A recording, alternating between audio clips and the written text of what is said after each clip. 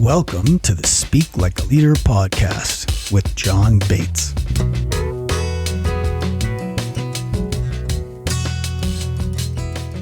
Welcome to the show. With me today is a guy that I was, inadvertently kind of hanging out with years ago in Venice Beach, back when I was there and he was there. And his name is Paul Ross.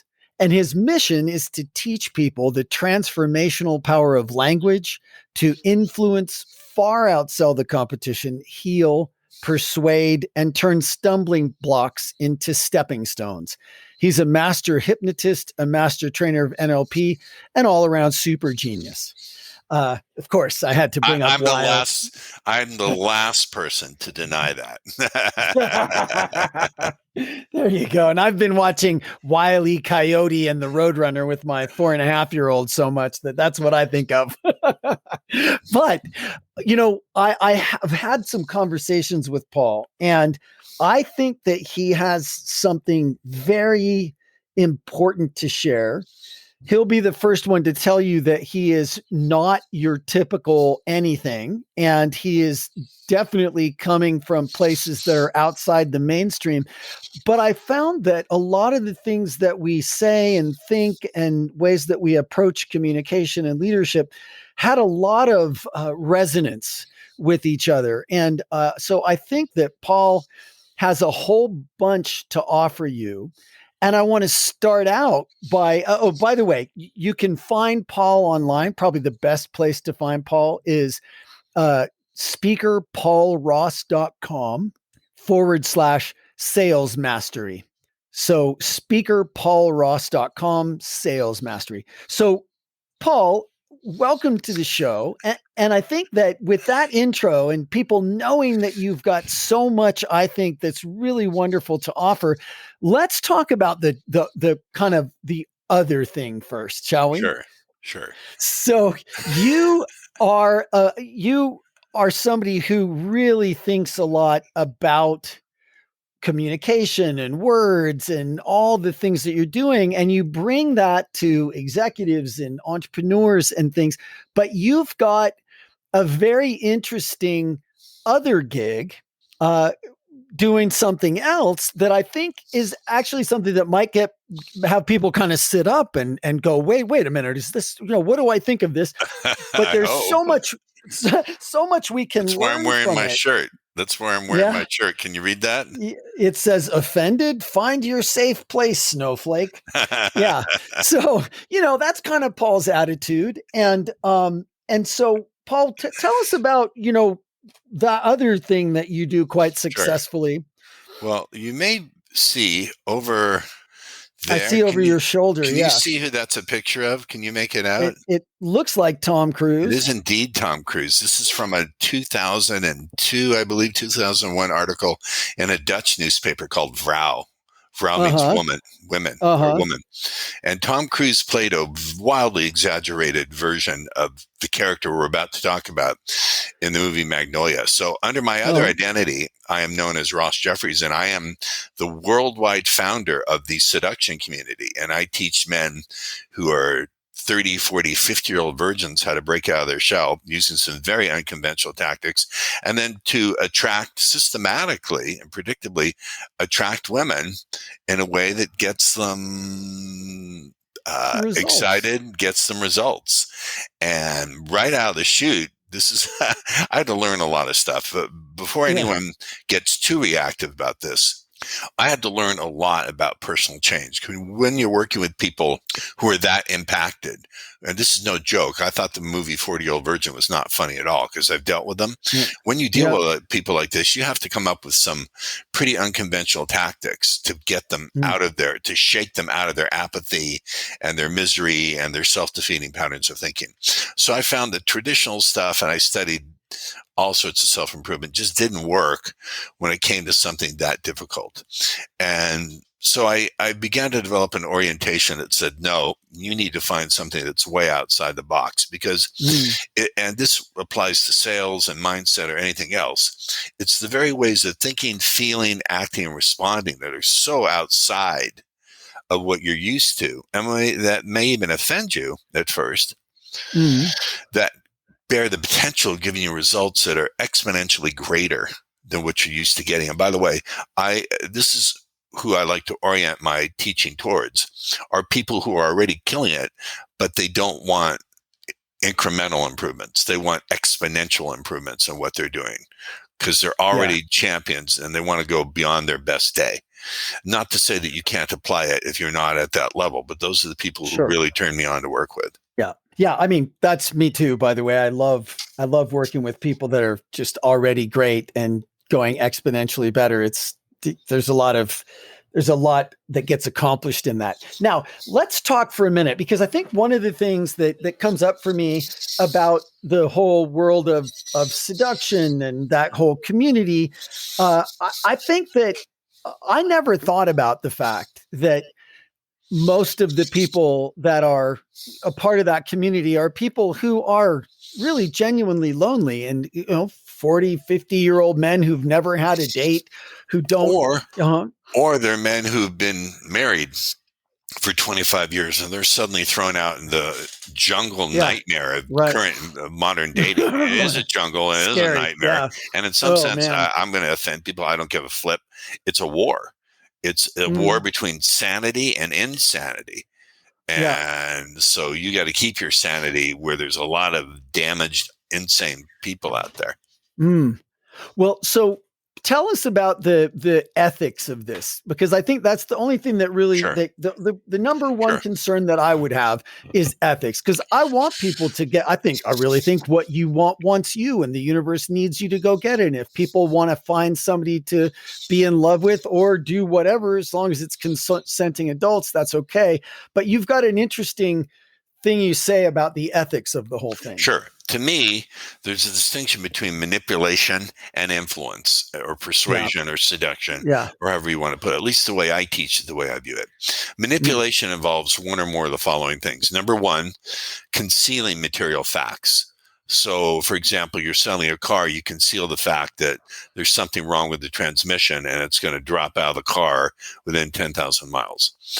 Lying about material facts, saying you're a brain surgeon when in reality, and there's nothing wrong with being a plumber, you're a plumber who lives in mommy's basement. Number three, pressing hard on people's pain and shame buttons. Do you understand? Using their fear of loss, pressing down on their shame, that sort of thing. 4, coercion. If you don't do this, I'm going to reveal what I know about you, blah, blah, blah. And finally, the worst of all, force or threats of the use of force. I'm not talking about any of that. No. For me, influence is about, first of all, capturing and leading the imagination and the emotions of the person who you want to influence. But more importantly, here comes the strange bit. It's about creating states of consciousness through which you want the other person to receive you. Here's where it really gets a little out there, where the unconventional aspect comes in. So I'm going to use a metaphor. We have a current of electricity, and we want to conduct that electricity. We have 2 choices, a sheet of cardboard and a sheet of gold foil. Not a trick question. Which one's going to conduct the electricity? I mean, the gold foil. Exactly. Yeah. So consider your and this is the first question as a salesperson or anyone who wants to influence, which is, what state of mind do I want my prospect, my date, whoever it is, to be in? So the message I deliver is received, is conducted. So what states do you want them in? Do you want them in a state of being, that cardboard state of being distracted, of not believing you, of having too many options, of being overwhelmed? Or do you want them in that gold foil state of focus, that state of wanting to follow you, that state of being willing to believe you, that state of seeing you as their leader? What state of mind, what state of consciousness do you want them to be in when they receive your message? Because people will look at you through that. Yes. And they'll look at the message you receive through that. Absolutely. I mean, and I think it's such a great metaphor. Are they in a cardboard state, or are they in a gold foil state? Yes. And it speaks. I'm sorry. It speaks to No, I'm sorry. It speaks to something else, because I believe with persuasion, you have 2 tracks that you have to follow. And they seem to be contradictory, but in reality, they support each other. One is using the power of suggestion to implant ideas in the other person's mind. But more importantly, it's about expanding their consciousness, expanding their minds to include new ideas and to include new choices.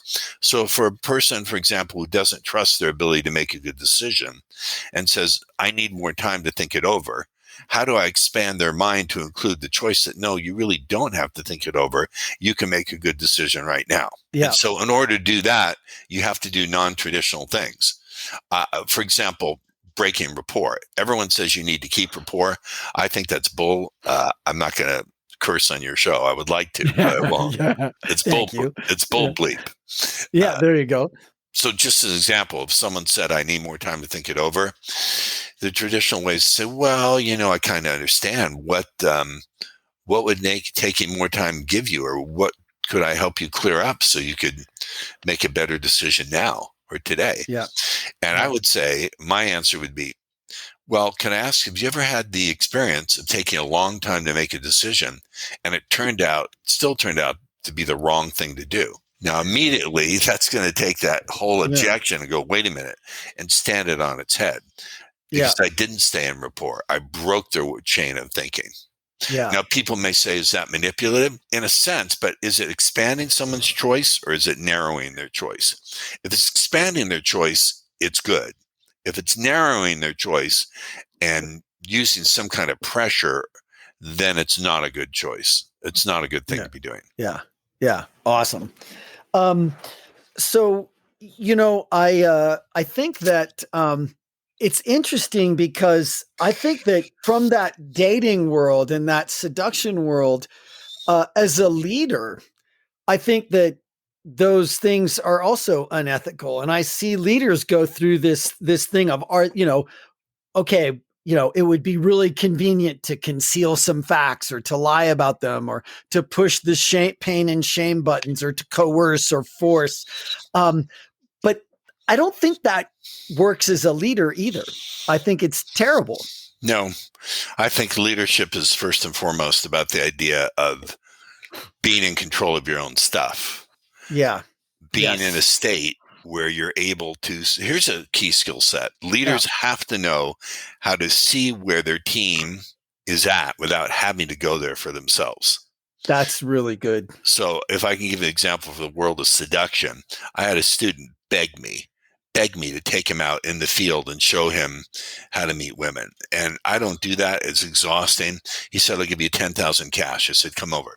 Dumps it in my lap from a paper sack. I quickly do a scan. I said, let's go. We go to a local restaurant. You might remember it because it was in Venice, Marina del Rey, called Beechwood. It's on the intersection of Abbot Kinney and Washington Boulevard. Do you remember Beechwood? Yeah. Okay. So, the Beechwood had an outdoor patio area. I took him out there and this guy proceeded to get slapped in the face and drinks thrown in, but he kept a smile on his face. To his credit, he had a thick hide. But have you ever been in a position where you're so embarrassed by someone else's humiliation that you can't take it? So after 90 minutes, I got him out of there. I said, let's go. And this point of the story is coming. We're waiting for our cab. Remember, it's way before the days of Uber. I look across about 15 feet away, lovely lady standing there. I say, look, there's a lovely lady waiting for her cab. Now, for some reason, John, it went in the wrong ear. And she started swearing at me, telling me to do things with parts of my anatomy that were physiologically impossible, et cetera, et cetera. The veins were popping out in her beautiful forehead. My student got mad. He went to charge her. I stopped him. I said, no, she can come for wherever she wants. We choose how we respond. Then I did something very unexpected. I said, look at her. She's someone's daughter. She's someone's sister. She's someone's best friend. Somewhere she's deeply loved. Now there's a moment of confusion on her face. And then she burst into tears, came running over to me, threw her arms around me, sobbed and said, no one has ever spoken so lovingly to me. I feel so much love in my heart for you. It's not your fault. Guys were pinching my butt and saying the worst things to me. Can I give you my phone number? Right. And my student just glares at me. I said, nah, not tonight. But anyway, the point of the story is I saw where she was at, but I didn't go there for myself. Had I Mm-hmm. gone there for myself, had I stayed in rapport with her, I would have gotten angry myself. So I stayed neutral. I was able to see where she was at, but I didn't go there for myself. The second thing I did is I didn't make it about me. How many of you leaders or salespeople, when someone responds in an unpleasant way, make it about you? I thought, no, this is not about me. It's about how she is responding. I seldom take another person's unpleasant response as being written in stone. It's almost always a reaction to what they're thinking, feeling, believing in that moment. And it's almost always subject to change. Second thing is, I didn't make it about her. I didn't say she's a nasty witch and blah, blah, blah. I just said there's a human being in pain. Yeah. How can I channel that? How can I interrupt her response to her pain and shift her into something more useful? But this was a state, and most people would have been in reaction. The other thing is, I didn't just freeze her out. I stayed. I didn't go where she was, but I also saw where she was at. Yeah. In between those two extremes of being led to where the other person's at or just freezing out, you have to have both skill sets. The set of being able to see where they're at and the set of staying in a good state yourself. And this is something that leaders need to take on. Yeah, totally agree. We just, in my Live Like a Leader group that I run, we pick a book every month, and we just read The Untethered Soul by Michael Singer. And it's a really fabulous book. And of course, I had to get over I already know this, I had to get myself back to beginner's mind, but it's such a good book. And the thing that he's saying there is, one of the things that I talk about a lot in my trainings is you've got that monkey mind, right? That really reactionary, nasty thing that's just chattering away. It's your crazy roommate. That's not even you. That voice is not you. You are the big silent presence that's listening to that voice. And the more that you can sit in that center of yourself and observe and not get caught and not get reactive and not get dragged into stuff like that, the happier you'll be, the better you'll be able to respond, the better things will go for you. And I really, I believe that very strongly. And I think that's what you were doing in that moment, is staying in that sort of neutral observer mode. Right. And instead of getting dragged in or getting forced away. Right. But there's also, you're right. And not, but there's also there's an energetic element to it. I was able to stay grounded in my body. I put 20% of my attention on the feeling of my feet on the ground. I was breathing from my belly, and I was relatively quiet in the mind. No one can be completely quiet in the mind unless you're a Zen monk. Yeah. Yeah. Yeah. And then you're unlikely to be out seducing or selling. Right. Well, what you talk about, I think that's a really interesting balance. Say it again, 20%. About 20% of your attention, the feeling of your feet on the ground. Yeah. Which is pretty cool. That's really not cool. Original with me. I got that from Gurdjieff, the mystic, who taught that around the turn of the 20th century. It kind of reminds me of what I got taught in the martial arts, which is, soft eyes. It feels the same to me. When you're doing martial arts, you're not focused on like any particular piece of the person you're sparring with. You look at them and you kind of unfocus your eyes, take in the whole room, and then react and act with whatever's going on. Similar. Yeah. It's be interesting as you're listening to me now in the audience. I don't know all the ways you might begin to find yourself getting very curious about this question, but if I can take someone who's enraged and in 30 seconds shift them into a state of loving me, at least temporarily, what else can you do with this kind of ability? How will you be able to improve your ability to lead a particularly difficult team member, or if you're in sales, to take someone who's not giving you the outcome that you want and turn them around? I think, if anything, being able to teach seduction gives skill sets that are, because seduction is much more personal, than selling. You could really have your ego on the line. Right. Yeah, and that's always kind of an issue, right? If the ego's on the line, then there's other stuff that's falling out and not working, and brings me to the saying that I like, and I think you've got a good way to say this that's different, is that whole idea of being committed but not attached. Yeah, I like to say in a breakfast of bacon and eggs, the pig is invested, the chicken is interested. Yeah, right. Yes. Yeah.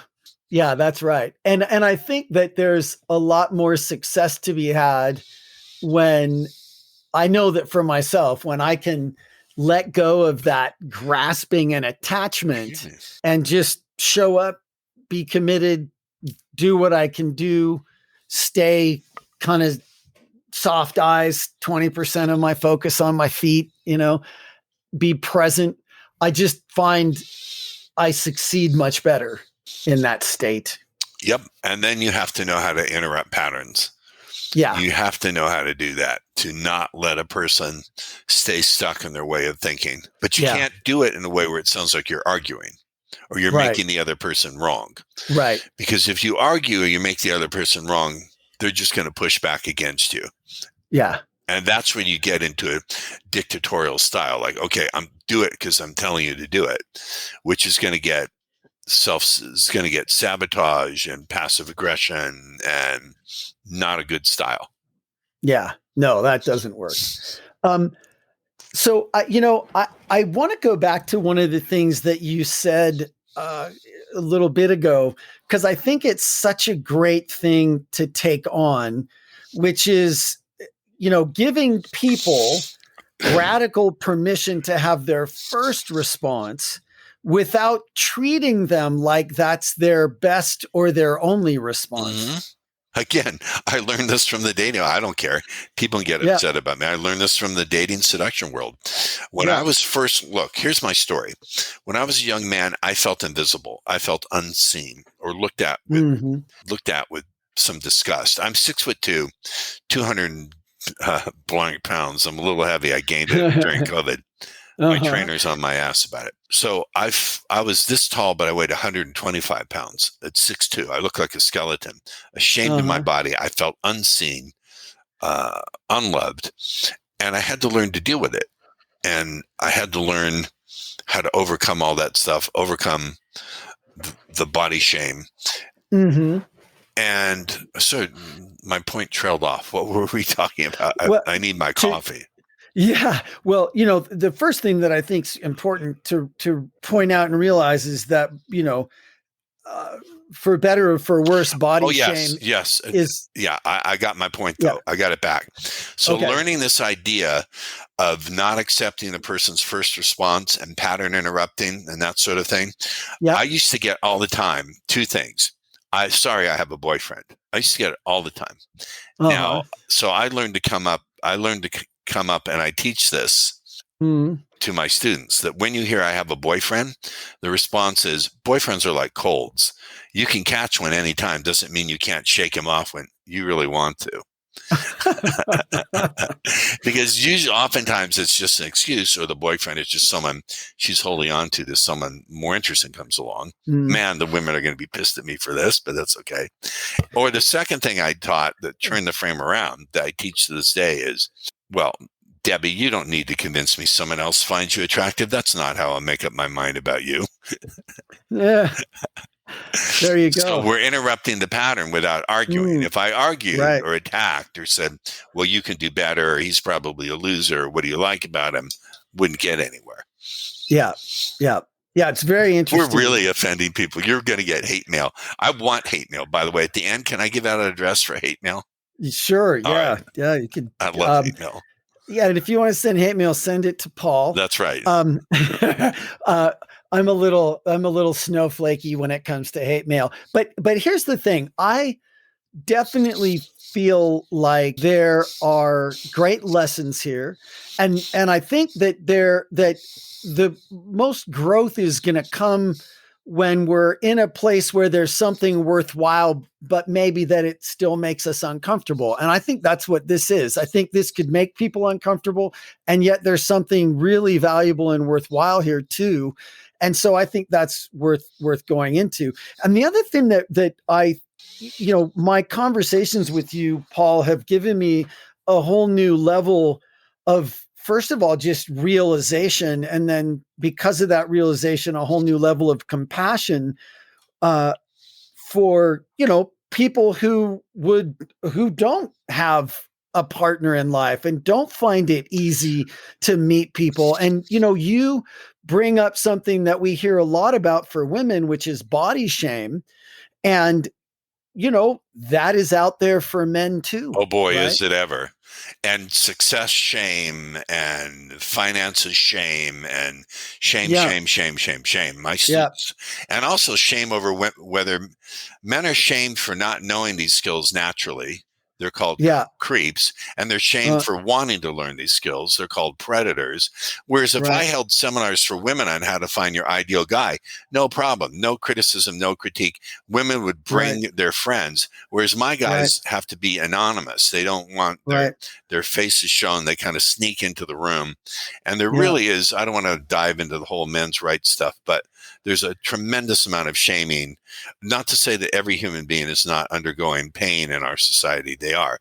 But there's a lot of shaming done towards men. And I say, to hell with that. You got to learn these skills. And I get, well, why don't you just be who you are? Well, what if who you are is a person filled with shame and self-doubt? That's not getting you anywhere. Yeah. Well, and it does remind me of what I tell people in terms of leadership, which is, what are you committed to? Go do what you got to do to learn the skills you need. What do you want to bring into the world? What do you want to create? And the thing that often gets in people's way is shame and, not being confident in themselves, doubting themselves because of the voices of the past and, whatever they heard from in their upbringing or from their teachers or whatever. And I really think that when we can get people into their heart center and really have them want what they genuinely really want, I just think what you want wants you, and the universe needs you to go find it, And I'm not saying use unethical methods, but I'm saying go use whatever you got to use that's ethical and go get what you want, whether that's especially, a date or whether it's, especially do the opposite of what everyone else is doing. My mother taught me, my mom was one of my greatest teachers. And one day when I was around 6, 7 years old, I was sassing her, shook her finger at me. And she used to call me kid when she was pissed at me. She said, kid, if you don't knock it off, one day you'll grow up to be an iconoclast. I said, what's an iconoclast, Mommy?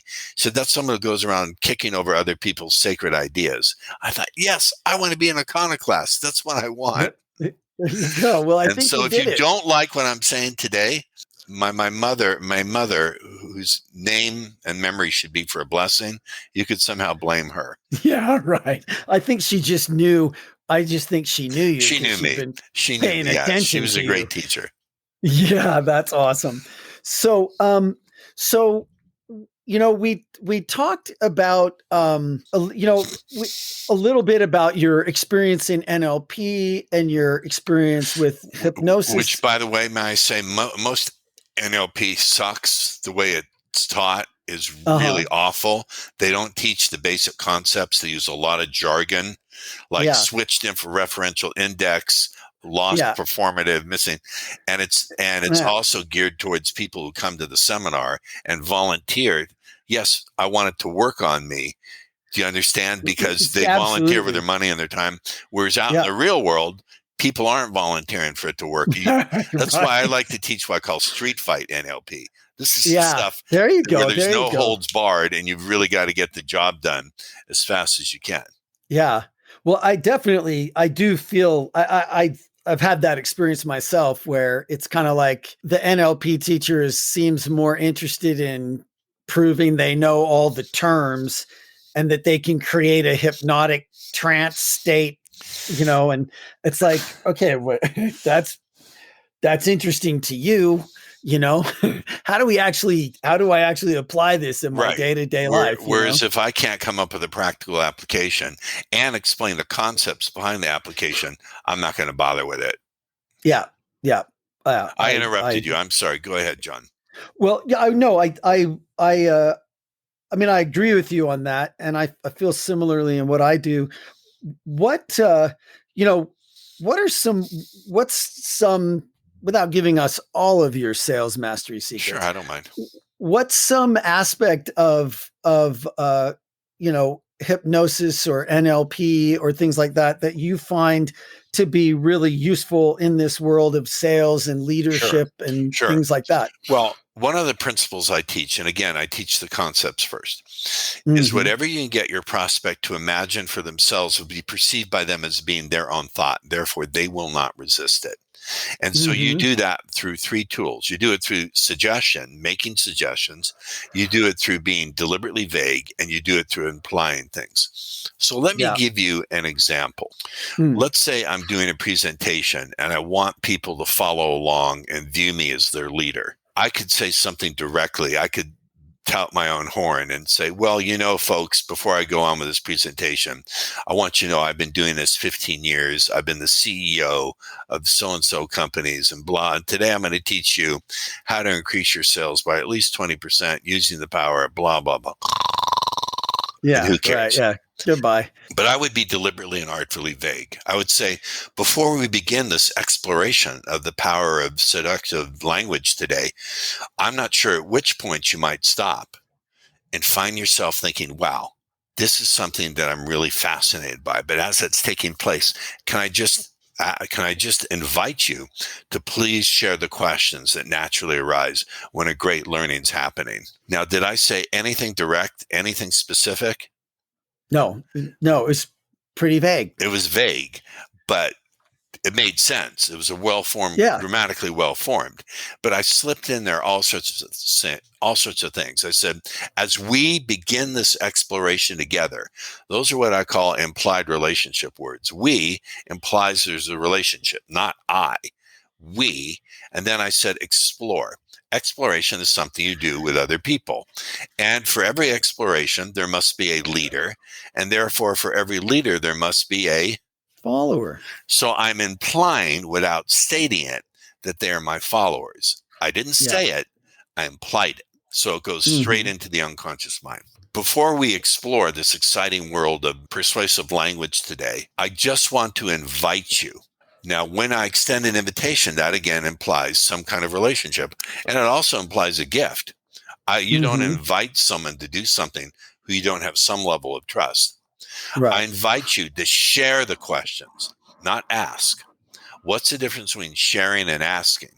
It's a big difference. I mean, saying it out loud is one part maybe, or... Well, share implies, again, a relationship of trust. We don't share with people versus ask the questions that naturally arise when a great learning is taking place. I'm vague. Did I say what the great learning is, or when they're going to get the great learning, or how they're going to perceive it? I leave it deliberately blank. And when you leave something deliberately vague, the prospect will fill in the blank with their own imagination. And remember the rule, what they imagine for themselves will not be resisted. So all of this is established in the first 5 minutes of discussion. Does that make sense? Oh, it makes total sense. I mean, the other thing that I think is really useful to remember about that is it's great in storytelling, and it's great in a lot of other places. When we're putting people on the moon, all the details really matter. Like every single freaking detail matters. But when I'm telling a story and I want people to really enter that story with me, details are much more like salt. A little bit of salt. We got to have a little bit of salt. But if we don't have any salt, it's not going to taste as good. But the minute we put too much salt in that thing, nobody wants to eat it, right? Well, here's the other thing. This is a superpower. Yeah. There's a time in a presentation to be vague non-specific, and then there's a time to be specific. Most salespeople make a huge mistake. They're too specific too early on. Amen. Well, Amen. In my marketing plan, I'm going to show you, you're going to see how we sold 15 houses of equivalent value to yours, and we're in the top 80%. Okay, whatever. Yep. But if instead I said, before we explore this marketing plan together, I'm not sure in what ways you'll feel that growing excitement that something really great is being put right in front of you. But as that's taking place, my only ask is please share the questions that naturally arise when a great decision is being made. Now, I slid in another one. I said growing excitement. What does it mean to have a growing excitement? It means that excitement is going to build as the presentation goes along.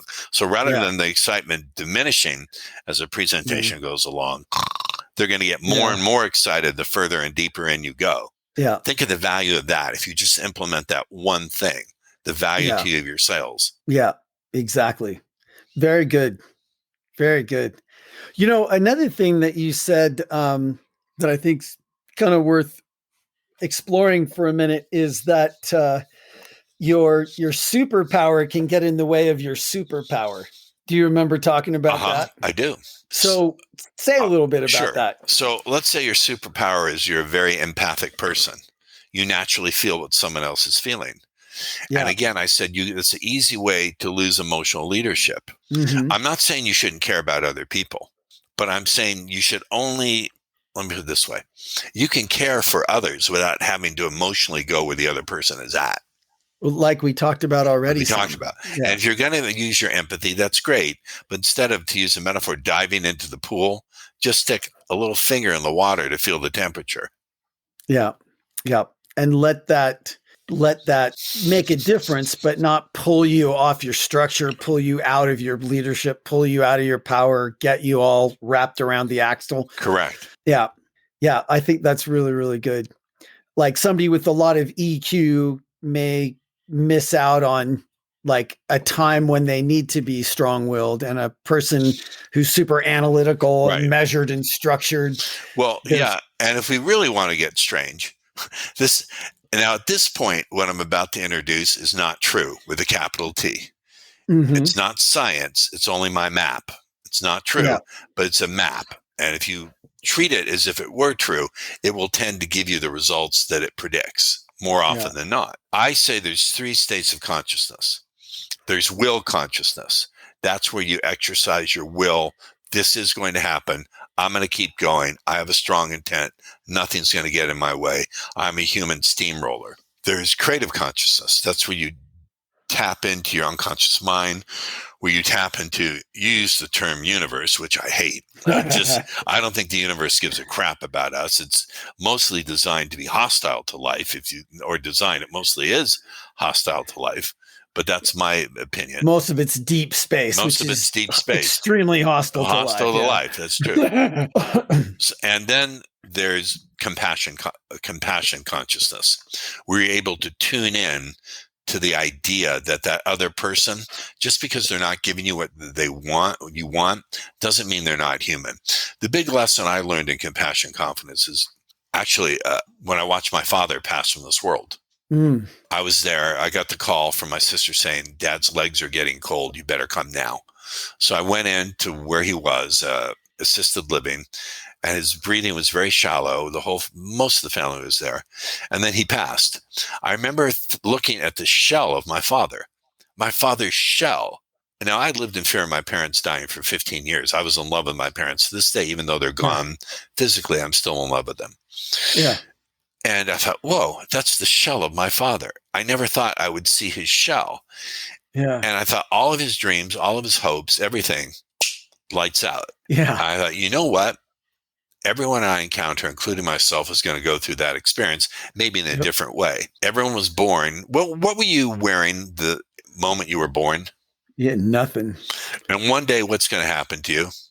I'm going to die. You're going to stop breathing. In between, most people, not all people, most people are just trying to figure it out. Not all people. There's some twisted, evil, sick people in the world. We better, this whole thing of everyone's beautiful and a beautiful light into the world. I like to say to people like that, if you believe that, why do you lock your door at night? If the universe loves you, why do you wear seatbelts? Yeah, right. I'm not afraid of giving it a hand and loving me.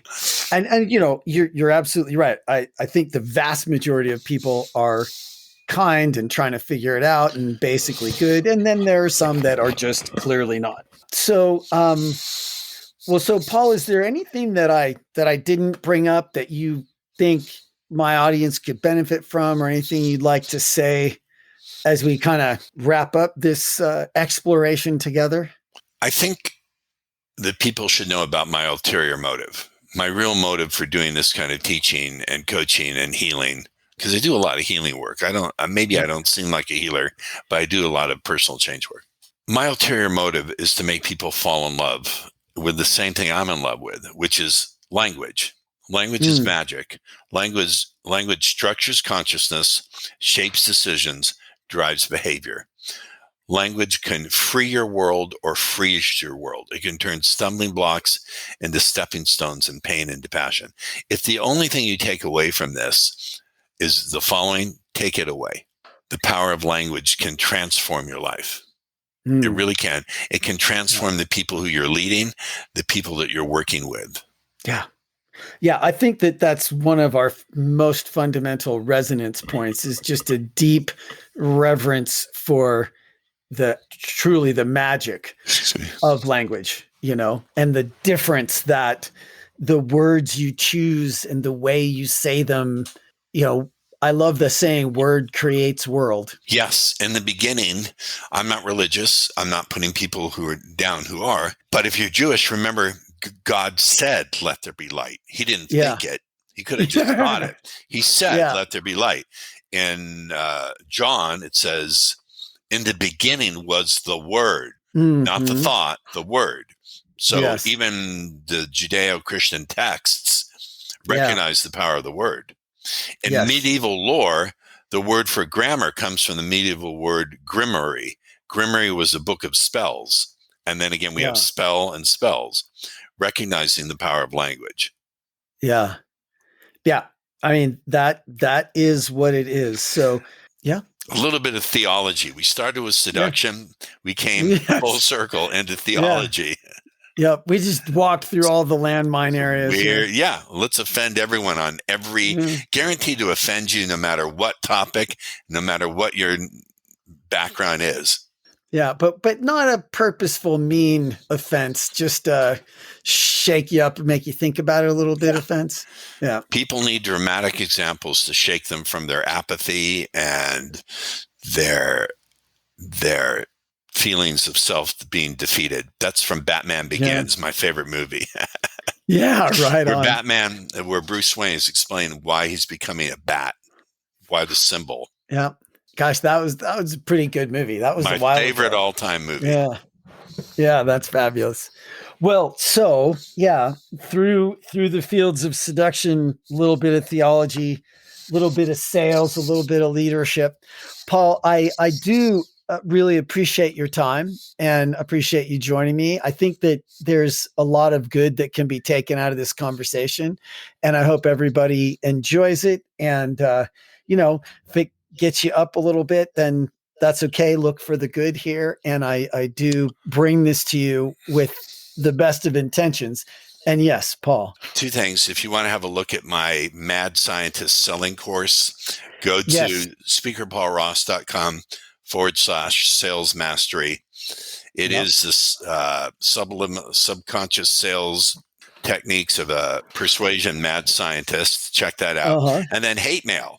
Paul at speakerpaulross.com. Subject hate.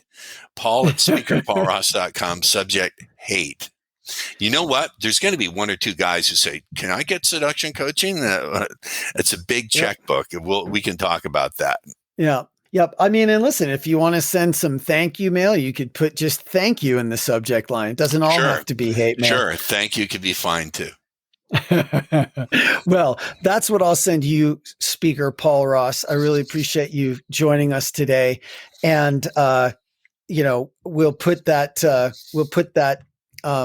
speakerpaulross.com/sales mastery in the notes, and love to know what you thought of our conversation today. You know how to reach me, shoot me an email. And thanks again for joining us here at speaklikealeader.show. Thanks, Paul. Oh, you're welcome. I had a great conversation with Sean. He's character. Thank you for joining the Speak Like a Leader podcast. Go be awesome.